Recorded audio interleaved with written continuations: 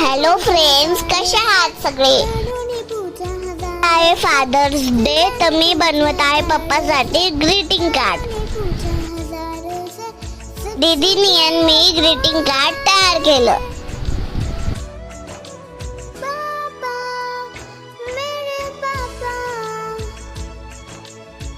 पप्पासाठी मला माझ्या हातानं काहीतरी बनवायचं होतं, तर मी पप्पासाठी बनवली भेळ. चला फ्रेंड्स, पप्पाला देऊ.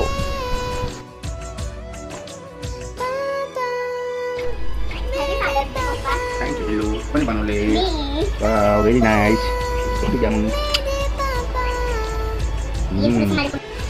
बनवलं?